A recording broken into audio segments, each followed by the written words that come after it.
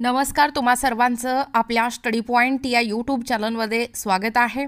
तर मुख्यमंत्री माझी लाडकी बहीण योजना कोर्ट केस, लाडकी बहीण योजनेबाबत फडणवीस सरकारची मोठी भूमिका, कोर्टामध्ये महत्त्वाची माहिती जाहीर झालेली आहे। याबद्दल संपूर्ण सविस्तर अशी माहिती या व्हिडिओच्या माध्यमातून आपण पाहणार आहोत। तत्पूर्वी तुम्ही जर आपल्या स्टडी पॉइंट या यूट्यूब चॅनलवरती जर नवीन असाल तर आपल्या या चॅनलला लगेचच लाईक आणि सबस्क्राइब करायला विसरू नका। चला तर मग वेळ वाया न घालवता लाडकी बहीण योजनेबाबत फडणवीस सरकारची मोठी भूमिका काय आहे व कोर्टामध्ये महत्त्वाची माहिती कोणती जाहीर झालेली आहे ते या ठिकाणी आपण जाणून घेऊया। बघा, या ठिकाणी तुम्ही टायटल पाहू शकता। टायटल काय आहे बघा, लाडकी बहीण योजना कोर्ट केस, लाडकी बहीण योजनेबाबत फडणवीस सरकारची मोठी भूमिका, कोर्टात महत्त्वाची माहिती जाहीर।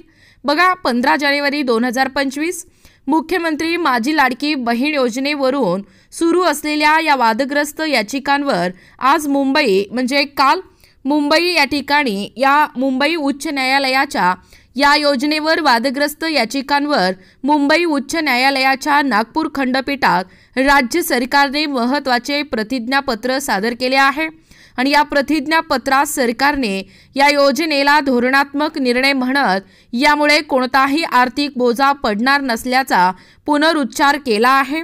बघा अपडेट पुढे, कोर्टातील सुनावणीची महत्त्वाची माहिती समोर काय आलेली आहे तेही सर्व तमाम महाराष्ट्रातील लाडक्या बहिणींना समजणं हे तितकंच महत्त्वाचं आणि गरजेचं आहे।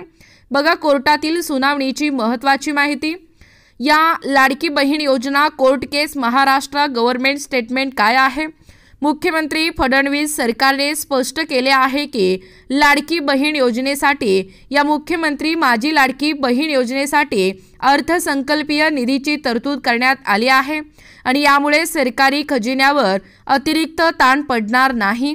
नागपूर खंडपीठाने सरकारला उत्तर सादर करण्यासाठी पूर्वी 15 जानेवारीपर्यंत कालच्या या 15 जानेवारीपर्यंत वेळ या ठिकाणी दिला होता, तो आता पूर्ण झाला आहे आणि यावरची जी पुढील सुनावणी आहे ती 7 फेब्रुवारीला होणार आहे। बघा, विरोधकांचा काय आहे आरोप, ही योजना राज्यावर आर्थिक ताण आणू शकते असा जो काँग्रेसचे नेते आहेत अनिल वड्डपल्लीवार यांचा या ठिकाणी आरोप आहे। त्यांनी या योजनेवर जनहित याचिका दाखल करताना मोफत लाभ देणाऱ्या योजना हे निवडणुकीच्या पार्श्वभूमीवर राजकीय स्वार्थासाठी वापरण्यात आल्याचा दावा या ठिकाणी केला होता। हे झालं विरोधकांचं आरोप। त्यानंतर महिला लाभार्थ्यांवर याचा काय परिणाम होणार आहे।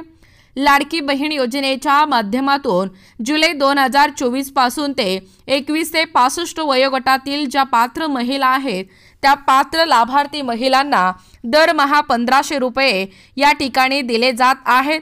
मात्र राज्य सरकारने अद्याप या योजनेतून अर्ज काढून घेण्याची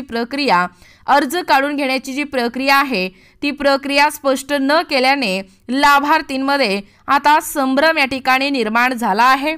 बघा, छगन भुजबळ यांचे विधान चर्चेत, राज्याचे माजी मंत्री छगन भुजबळ यांनी देखील या योजनेतील अपात्र महिलांनी स्वतःहून नावं काढून घ्यावीत, अन्यथा त्यांना कायदेशीर कारवाई केली जाईल असं देखील वक्तव्य किंवा असे देखील विधान त्यांनी केलेलं आहे।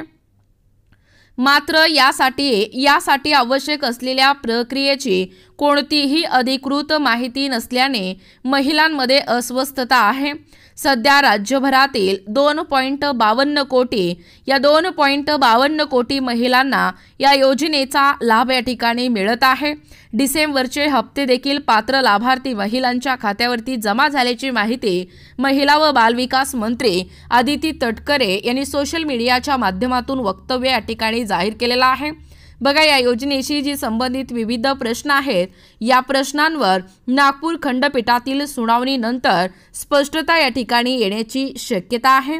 बघा, एकूणच अशा पद्धतीने कोर्टाची जी सुनावणी आहे ती देखील महत्त्वाची आहे। विरोधकांचा आरोप, महिला लाभार्थ्यांवर याचा काय परिणाम होणार आहे आणि छगन भुजबळ यांचं विधान देखील सध्या चर्चेत आहे। एकूणच लाडकी बहीण योजना कोर्ट केस, या लाडकी बहीण योजनेबाबत फडणवीस सरकारची जी मोठी भूमिका आहे, कोर्टात महत्त्वाची जाहीर झालेली ही माहिती काय आहे याबद्दल संपूर्ण सविस्तर अशी माहिती या व्हिडिओच्या माध्यमातून आपण पाहण्याचा व कव्हर करण्याचा प्रयत्न केलेला आहोत। अशाच प्रकारचे नवनवीन अपडेट पाहिजे असतील किंवा तुम्ही जर कोणत्याही स्पर्धा परीक्षेची तयारी करीत असाल किंवा तुम्हाला जर आमचे अध्यापनाचे व्हिडिओ आवडत असतील किंवा तुम्ही जर आपल्या स्टडी पॉइंट या यूट्यूब चॅनलवरती जर नवीन असाल तर आपल्या या चॅनलला लगेचच लाईक आणि सबस्क्राईब करायला विसरू नका। भेटूया अशाच पुढच्या नवीन व्हिडिओमध्ये। तोपर्यंत धन्यवाद।